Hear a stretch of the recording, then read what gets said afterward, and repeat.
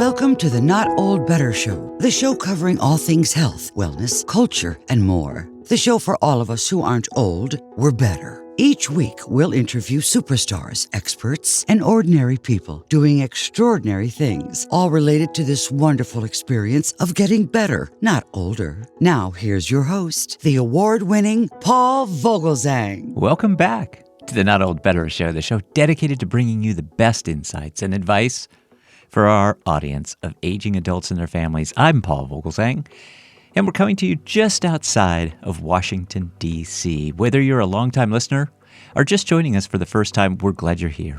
As part of our Backstory Family History interview series, we have an excellent interview today with Katrina Madsen from Find a Grave, the world's largest gravesite collection. Today, we delve deep into the world of genealogy, a field that bridges the gap between our past, present, and future. Our journey into understanding our roots and lineage can be incredibly powerful. We've talked about this before in the Not Old Better Show. You all are particularly interested in this subject. It's powerful, and there is no better platform that encapsulates this essence than Find a Grave. We are extremely privileged to have with us Katrina Madsen, the community manager at Ancestry.com for Find a Grave. Katrina Madsen stands at the crossroads where technology meets history, and she is here to share with us some invaluable insights. It's just amazing work. Today, we'll unravel the origins and mission of Find a Grave. We're going to learn about its recent transformations in memorial management, and we are going to garner some expert tips on searching for your ancestors and relatives. Whether you've tapped into your family tree or are just starting on this ancestral journey, today's episode promises a blend of knowledge, innovation, and inspiration. So stay tuned and let's embark on this remarkable exploration together. Please join me in welcoming to the Not Old Better Show, Katrina Madsen. Katrina Madsen, welcome to the program. Thank you. I'm so happy to be here. You know, it's nice to talk to you too. I have to tell you, I'm a real fan of your work, Find a Grave. Been using it for a while. I've used it with some,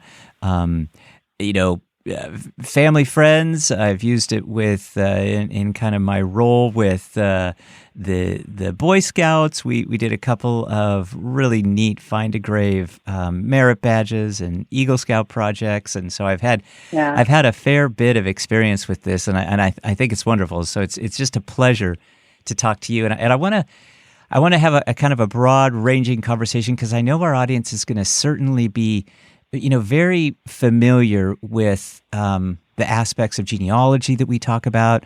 I've talked to your colleagues about kind of this interesting blend of genealogy and technology that's shaping, kind of the genealogy world.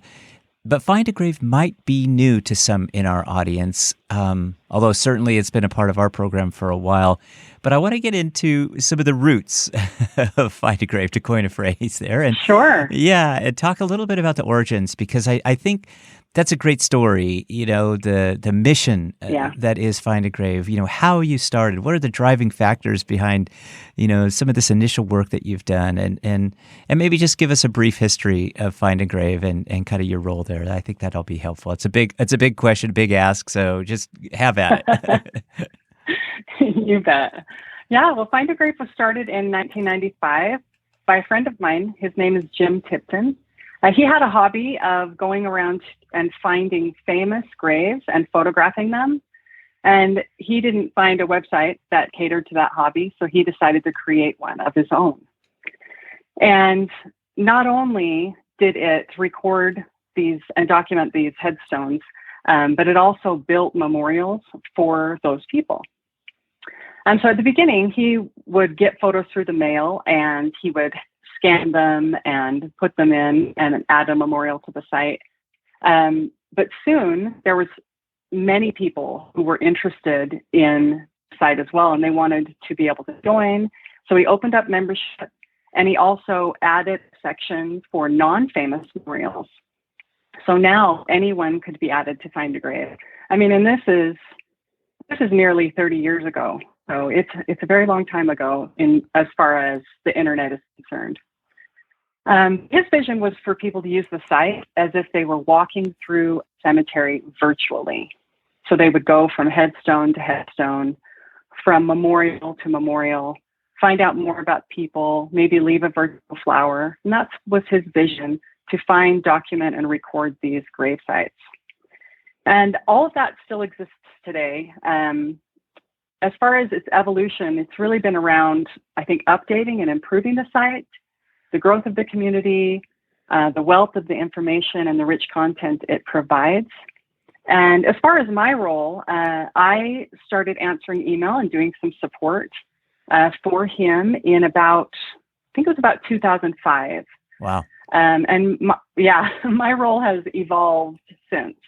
So I went into more administrative functions and, became more of a curator of the site. And then over time, became more of like heading up member services and our customer support for our community. Ancestry acquired Find a Grave in 2013, and I came along and trained a new support team. And now I'm the senior manager of the site. I work on lots of different projects. Most of them have to do with our community, our member services department, and also the product and improving it for our members.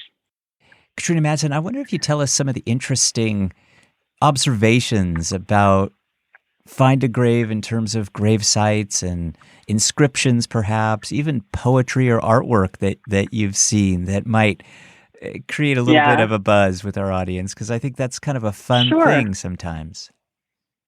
Yeah, there's so much beauty and art and history in cemeteries. I mean, some headstones are just gorgeous works of art themselves, and sculptures even, right? Yeah. So I've seen poetry, loving tributes. You find peace in cemeteries, even in nature preserves. I've seen cemeteries that are arboretums, and they're obviously a great place for bird watching, right? But some of the clever inscriptions can give you a little bit of a smile sometimes. Like, for instance, a parking meter with empty on the time, for example. Or the author Edward Polly, his says no comment. The actress Joan Hackett, she says, "Go away, I'm asleep." And Merv Griffin, of course, "I will not be right back after this message."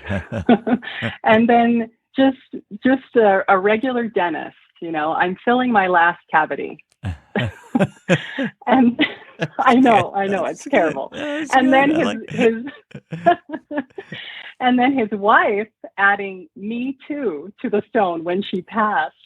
Anyway, people are just interesting and clever and fun, and there's always the beautiful poetry and the wonderful things that you see, but there's always a little bit of fun in there too. So I just loved to go through all of those and been able to see them on the site. It's always nice to see people's wit and wisdom and that they're treating this. Yeah, it's not an end necessarily. Yeah. It's such a wonderful resource. As I say, I'm a fan, and I'm also a fan. A big hobby of mine is genealogy, and I know that's the case for so many in our audience. I hear this all the time. Genealogy is something people love, and Find a Grave really has contributed. You talk about the memorials, kind of leaving a flower, offering a photograph, and all those things are just great genealogy resources and so supportive of the genealogy community. I wonder if you just have a couple of success stories that you could share with us just to keep us motivated on our genealogy path. Oh, sure. Yeah. We can totally hop the success stories. Good. So one of my favorite stories about Find a Grave just actually happened recently. So my Aunt Anne, she was a person who in the 1960s and 70s would go on road trips. And when she saw a cemetery, she would stop and she would take photographs of interesting headstones that she saw. I mean, little did she know, what was coming in the future. Right. But recently she said to me, "Oh, I know you work on Find a Grave. I have all these albums," and she's a very meticulous and organized person. So they are completely organized by cemetery. Wow. And, she had the photographs developed, of course. She said, I have these albums and I'm wondering if you could use them. And I'm like, oh, absolutely. Treasure trove of information here. Yeah, wow. So I started going through them. And one photo in particular, I mean, there were many that this occurred on, but one in particular stood out to me. And it was because of a man named Edwin Turner. He was a young man, and he died in 1865, and he was only 25 years old, and he actually died in Salt Lake City, Utah. But his stone was just such a beautiful stone with a wonderful inscription on it, which I'll tell you about in just a little bit. So I came to the site to search for the memorial on Find a Grave just to see if it had already been added. And it had. However, the headstone itself has completely deteriorated away. Mm-hmm. So all of the inscription, all of the writing that was on the headstone is gone, like completely gone. And I have this time capsule of a photograph. Wow. That shows the entire inscription and tells the story a little bit. Well, it got me intrigued to find out the story more about this young man. I'll bet. So, it turns out that I was so intrigued, I went to newspapers.com and started researching, of course, mm-hmm. to see if I could find out more about his death. And it turns out that he was in an argument with a fellow traveler of his. He came to Salt Lake with his father to trade and do some freighting and things. They had left Boise and traveled to Salt Lake City. But there's an article there about his death and talks about how he and another traveler got in an argument and then how a knife was drawn and he was stabbed and killed. So on the inscription itself, it says, "My darling boy, I little thought that when I last saw thy manly form and fondly kissed thy noble brow, that death would dash thy life away, mother." Wow. And that to me, being a mom myself, it just hit me right to the bone. So I looked at the rest of the photos. I immediately uploaded the photo, and credited my aunt for that. But I looked at the rest of the photos, and I have one in 2009 contributed by a member where the stone is completely deteriorated. And then there's another one in 2021, and the stone is completely gone and has been replaced by a flat stone, just like a metal one that has basic information, names and dates, but no inscription at all. And so I just think about the preservation of the records that we have now. And I love that I was able to, my aunt was able to help me with this time capsule and be able to see what was on that inscription, because otherwise we wouldn't have had that. Their family members won't have that. So I just am so grateful for that. And that's what our community is doing, is recording and recording and documenting these headstones and preserving them for perpetuity, for the future generations. So that to me is the heart of Find a Grave and just how important it is. What a lovely story. And a powerful story. What a great companion that you found the additional information on newspapers.com. That's so nice that you were able to use one to kind of supplement your work on the other and really get some... Right. Yeah. Absolutely. Sometimes we don't necessarily think about that, if we've got some basics, where do we go next? And so that was a great idea on your part to pursue that. Yeah. Yeah. Well, take us... Headstones. Go ahead. No, you go, please. I was just going to talk a little bit about headstones and how they can contain so much information.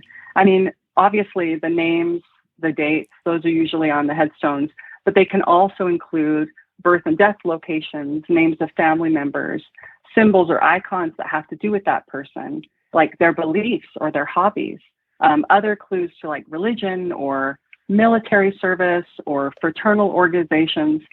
And I feel like the list just goes on because there's so many symbols and icons that are put on headstones that have to do with the actual person.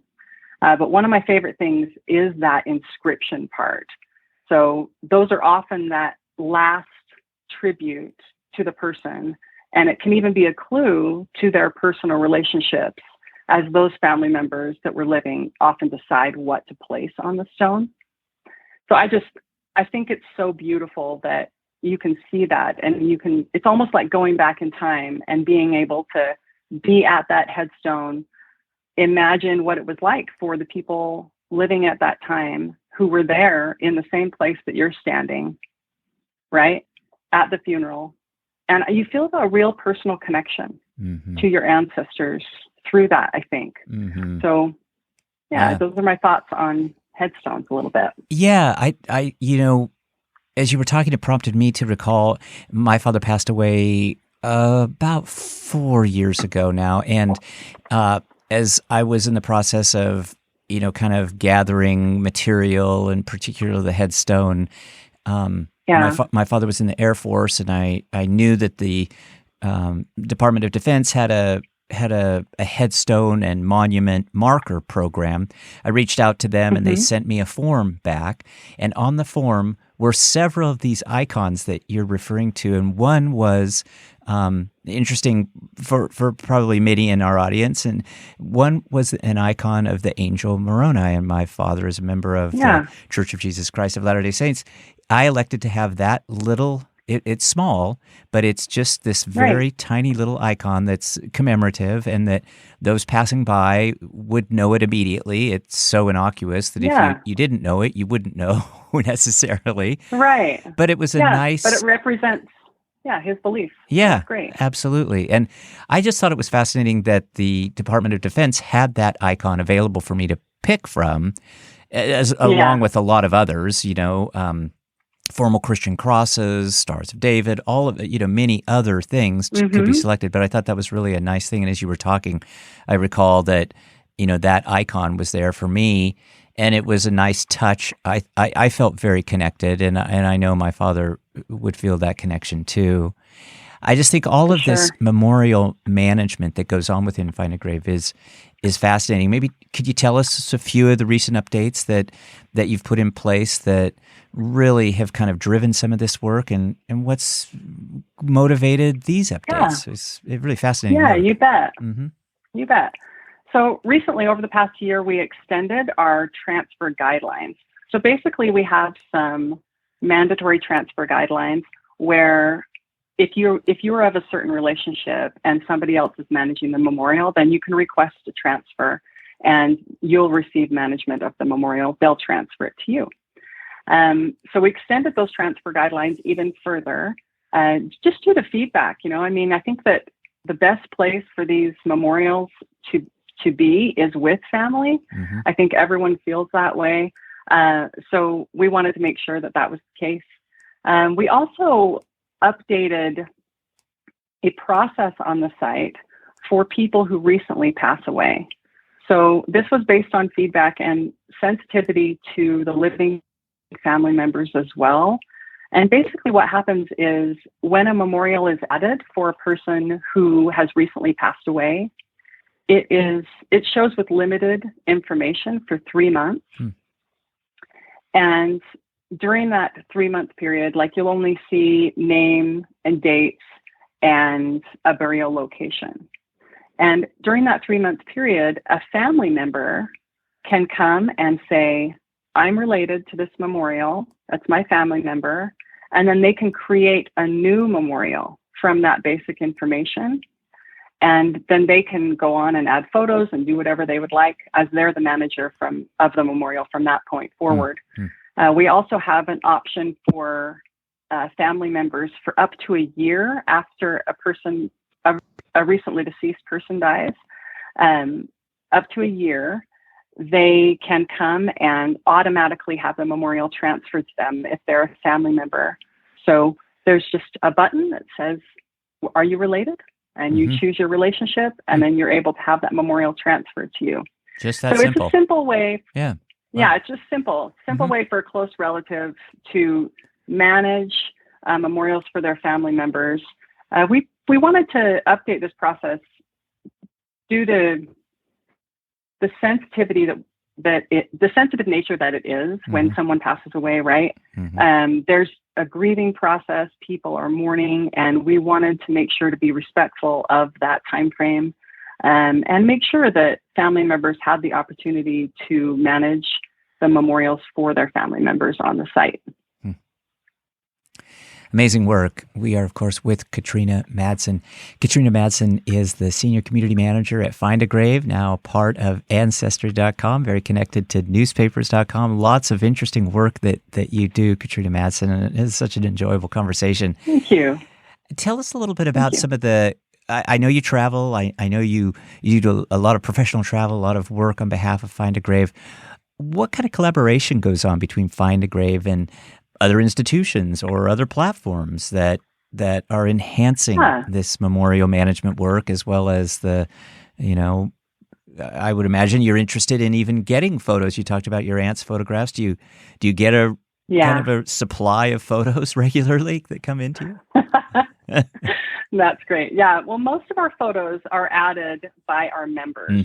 So the community is the beauty of Find a Grave. That is what has grown from its inception.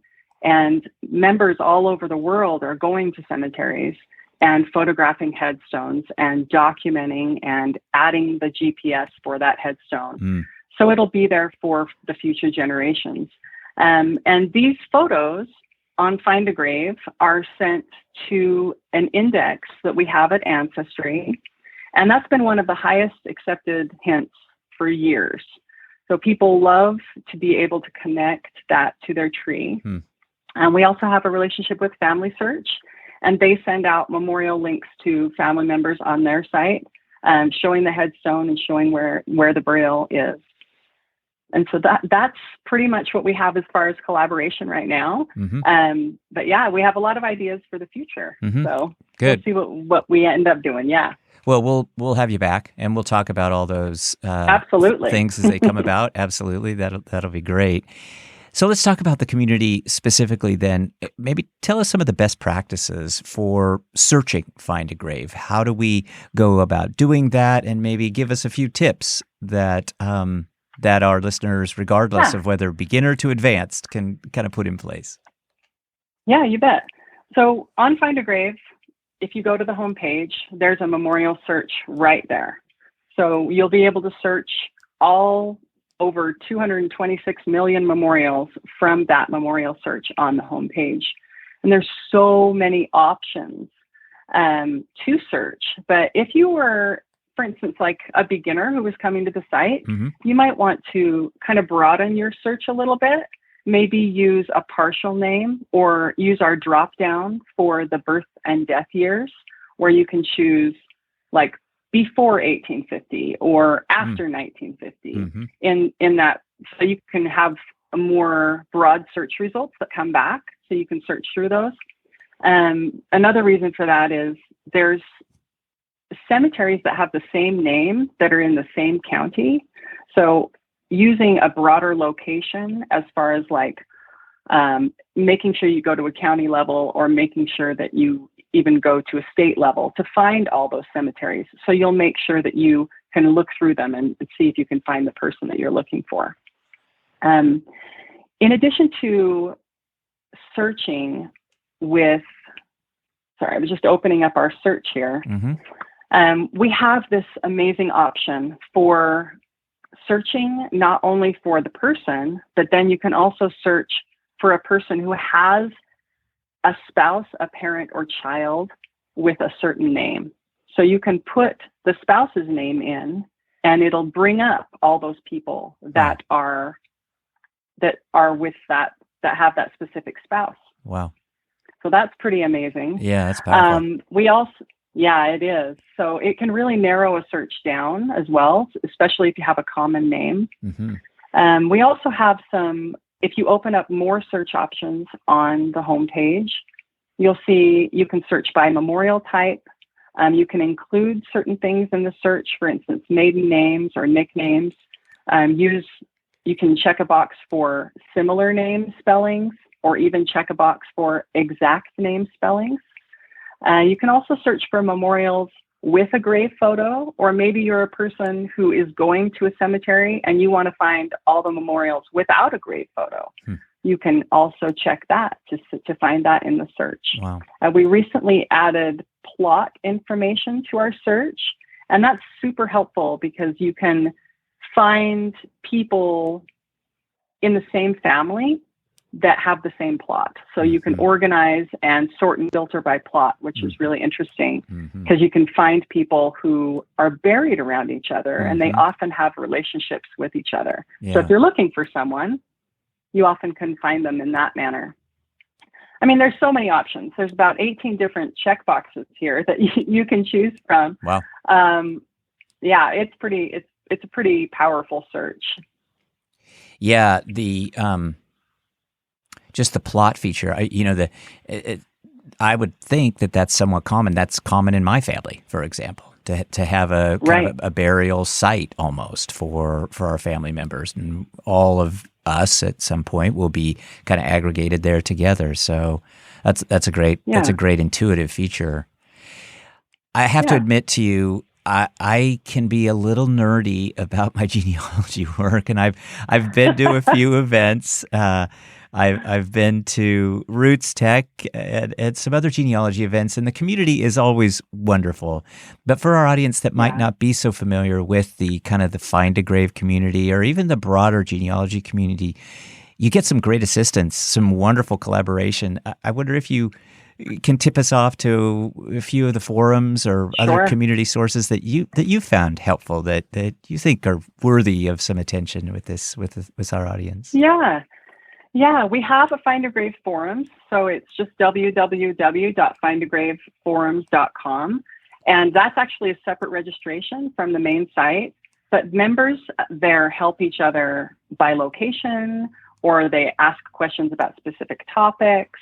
So there's lots of different groupings there where you can go and see certain forums and read threads and get a lot of help there. There's also looking at members that have added information in your certain locale or the locale that you're looking at. For instance, if you go to a certain cemetery and you have family members buried there, there's a possibility that the manager of the memorials that's there is a family member as well. And you can connect with them through their member page. But that's a good way to find people who are interested in the same things that you are.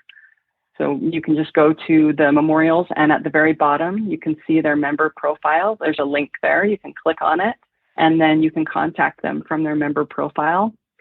And I think one of the best options and such an amazing feature of Find a Grave is photo request and photo volunteering. So basically, on Find a Grave, it's an international website. You can come to the site with all these memorials at your fingertips and go to a memorial page, click on request a photo, and that will send out an email to volunteers that are in the area. And then that volunteer will go to the cemetery and fulfill your photo request.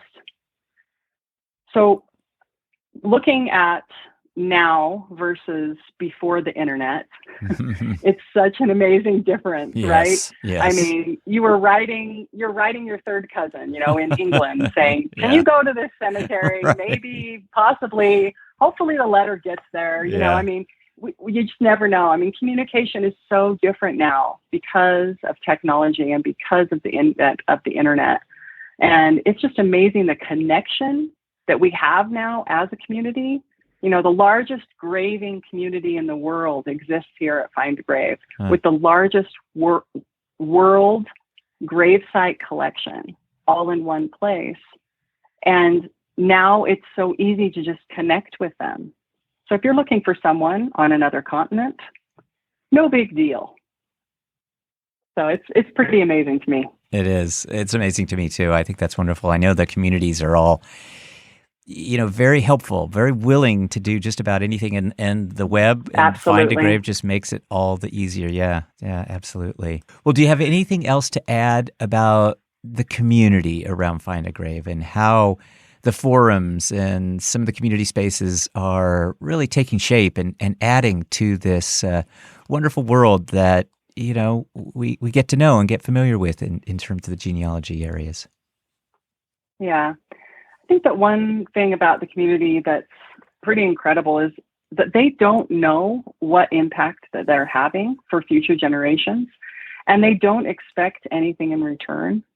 So they're selfless, they're altruistic, they're dedicated, research-minded, collaborative people who are desiring to make a difference in other people's lives so they can make those personal connections and helping anyone who's looking for this information in the future. They're preserving this record, preserving the headstones in a virtual cemetery online.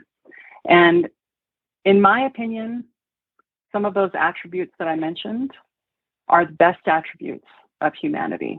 So we're so grateful to our community, and we're open to their feedback and suggestions. But I also just want to make sure that they know of their importance and how valuable that their work is. And we honor their role, and we're always trying to make the site better and make improvements to make things easier for them.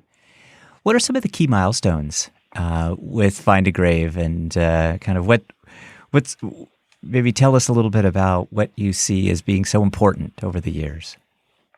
Yeah, well, it's been a long time that I've been on the site, and I've seen so many developments. But one of the best ones, I think, is the mobile app.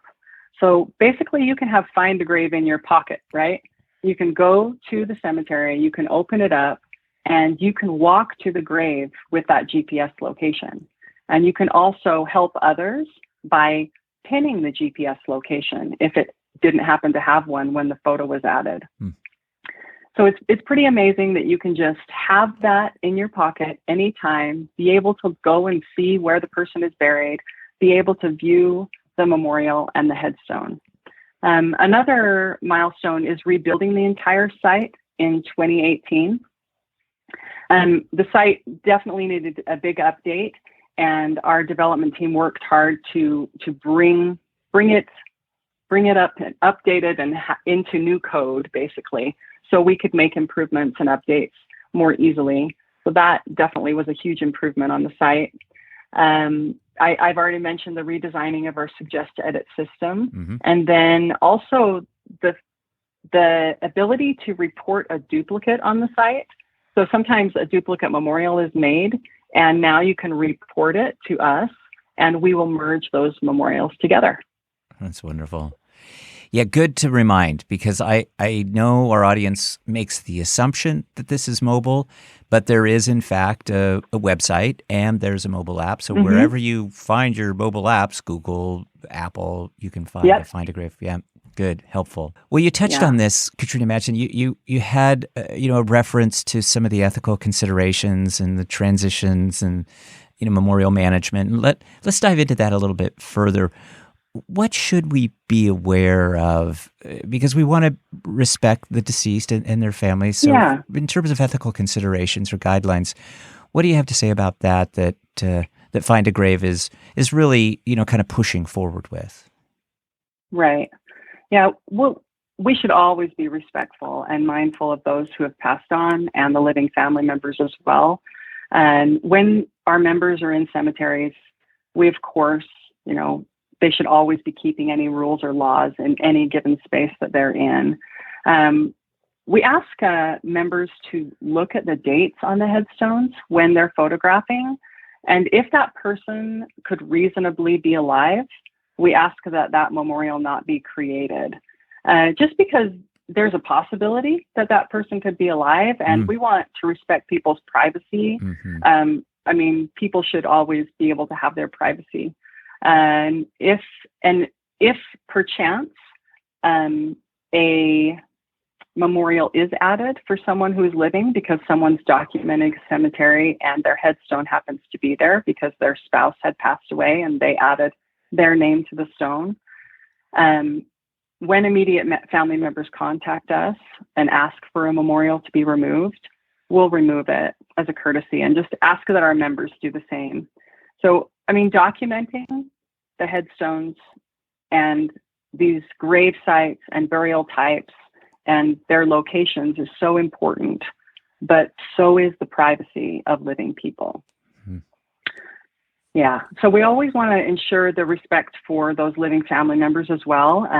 Like we have our transfer guidelines, like we've talked about already, and options for people who have recently passed on and those living family members. Thank you for that. Yeah, I do think that's critical. It's so important to keep that in mind. So I appreciate it. And we're going to hold you to coming back and talk to us about future developments and enhancements, certainly at a later time. But maybe give us a little bit of a sense as to maybe what's coming and how you kind of bring the user community in to kind of shape how Find a Grave is going to look in the future. Yeah, absolutely. Well, that is a big part of what we'd like to do for Find a Grave in the future, is to connect the community more together and more at a local level. And also those community members be able to connect with memorials on the site in new and different ways. Right now, we're still taking feedback and refining a new process that we put out recently, which is our new Suggest Edit system. So we're having some additional updates to make there, and we're still taking feedback and refining that. And that makes things so much easier for sending suggested edits on memorials and processing those suggested edits. And we haven't really talked about that, but that's one piece of Find a Grave that people love, because they can go to a memorial and they can see an empty field and they have the information in their research, and they can send a suggested edit to the manager and update that field. And then the manager on the other end processes that update. So you can send a note the information you got it, where you got your information from, and then the manager will process that and accept it. I would just welcome people to come to the site, search for their ancestors, and possibly join in the mission of documenting and preserving grave sites and honoring those who have lived and passed on before us. Wonderful stuff. Katrina Madsen, Senior Community Manager at Find a Grave, part of Ancestry, and all the great work you're doing. It is such a wonderful opportunity, I think, for us to learn and to gain some insights into what Find a Grave has to offer. All of the history has been important. All your recent changes and your search tips have been so helpful today to us. So thank you for your time. Have a great rest of your day, and we'll look forward to talking to you again soon. But we're going to put up links so that our audience can find out more information about Katrina Madsen, her work, Find a Grave, and all the great communities that Katrina has mentioned too. So, Katrina, thank you. Really appreciate your time. Thank you. I appreciate your time as well, and I appreciate being here. Thanks for the opportunity. Oh, thank you so much. Thanks for joining us this week on the Not Old Better Show. To find out more about all of today's stories or to view our extensive back catalog of previous shows, simply visit notoldbetter.com. Join us again next time as we deep dive into some of the most fascinating real-life stories from across the world, all focused on this wonderful experience of getting better, not older. Let's talk better. The Not Old Better Show. Thanks to technologist, genealogy expert, Katrina Madsen, the community manager at Ancestry.com, for Find a Grave. I'm so grateful for Katrina and her time, her expertise, her thoughtful preparation in joining me today. And you can find out even more information at notold-better.com, including some of the special programs provided by findagrave.com. My thanks always to the Smithsonian team for all they do to support the show. Of course, my thanks to you, a wonderful Not Old Better Show audience here on radio and podcast. Please be well, be safe, and remember, let's talk about better. The Not Old Better Show. Thanks, everybody.